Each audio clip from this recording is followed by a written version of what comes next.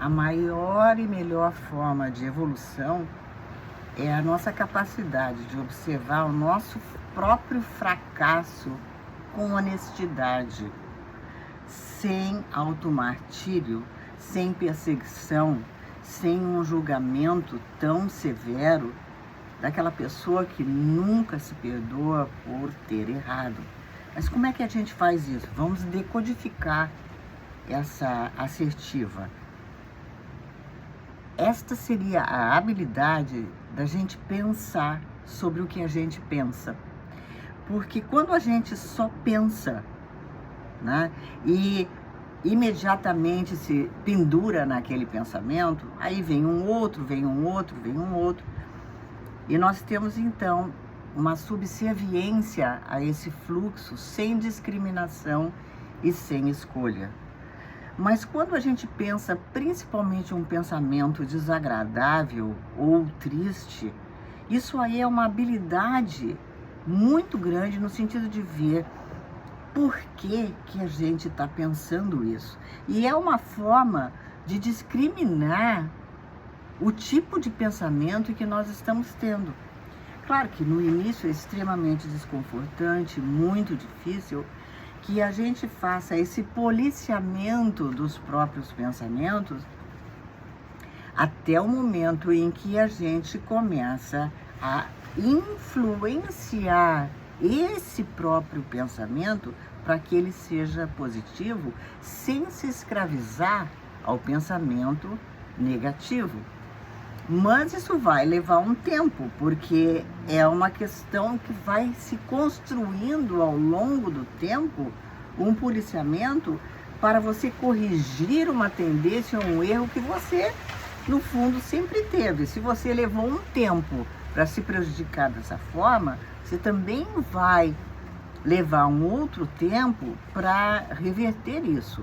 Mas o mais importante dessa habilidade, que faz esse filtro e essa discriminação, é o fato de que você não tem mais uma reação cega a esses pensamentos, porque aquilo que você está pensando vai gerar um comportamento e vai gerar uma reação. E se você está pensando algo que está demais, né, que inclui muito medo, muito sentimento de perseguição, o que você vai fazer? Você vai aumentar as suas defesas, né?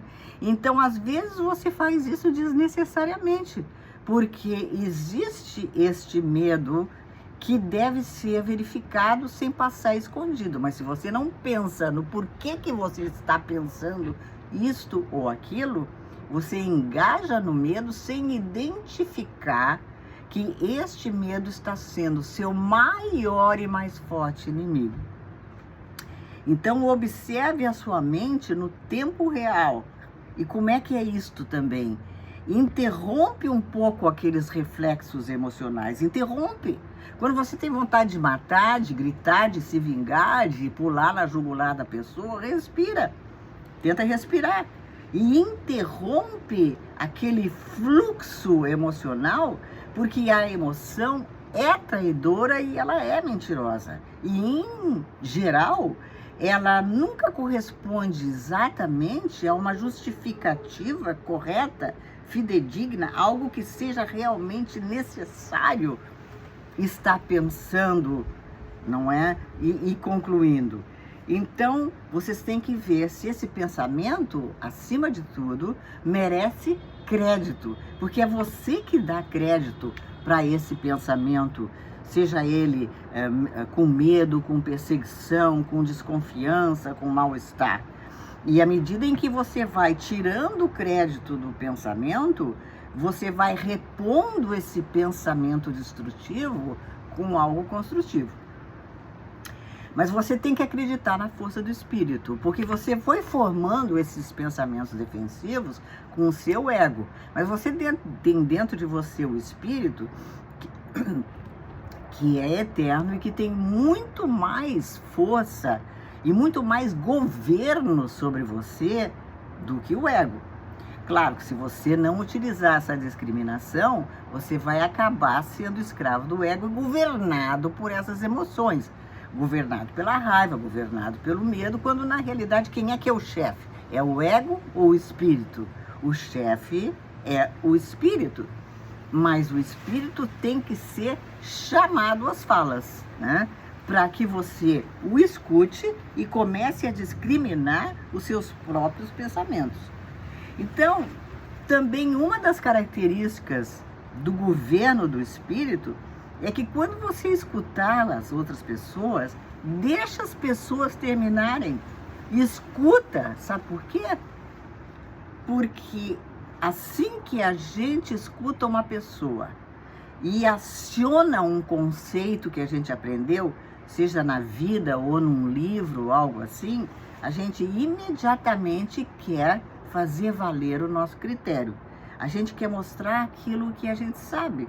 E aí a gente deixa de escutar aquela pessoa, porque você não tem e não precisa se provar dessa forma, como um aluno, sabe aquele aluno que assim que a professora pergunta, ele salta com a resposta, porque ele se sente bem, ele se sente importante de agradar a professora, mostrando que sabe, né?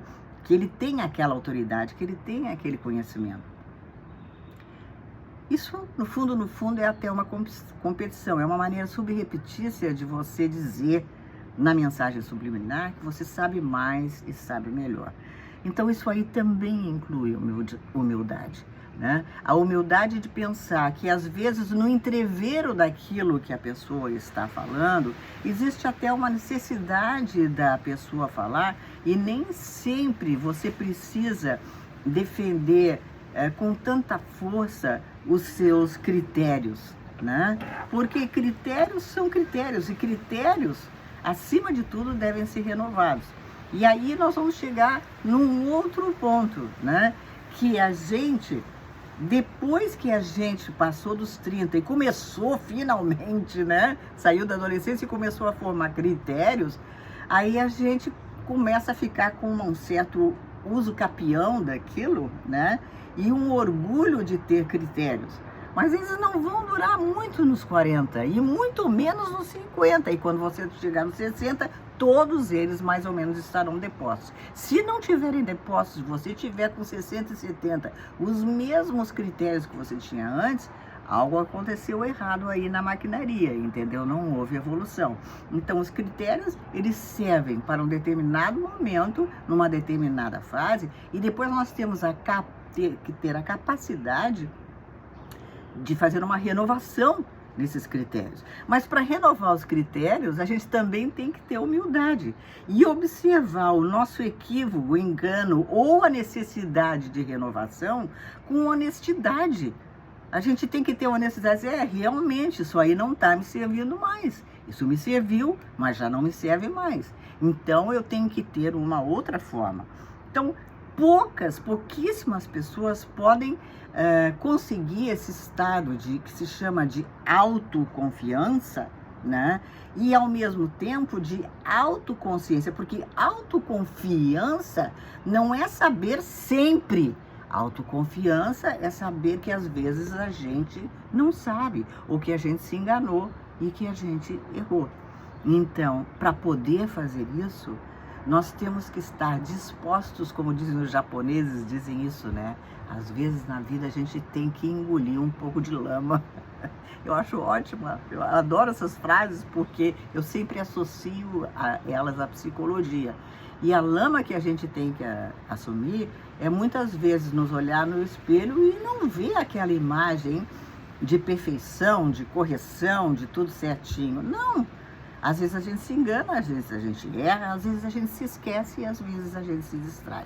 E esse é o fluxo da vida. Mas é muito importante saber lidar com todas essas falhas com honestidade e, acima de tudo, com graça, né? Nós temos que ter a graça de lidar com isso sem desespero autopunitivo, sem martírio, sem culpa, sem nada. Né? Quando a gente errou e se equivocou, fica mais ou menos naquele estilo: devo, não nego e não pago. O que você vai fazer?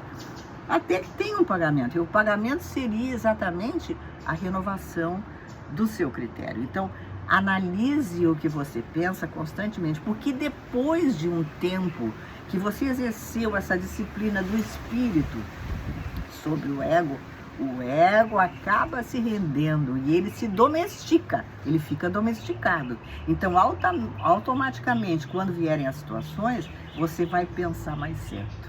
E aí, com muito menos sofrimento.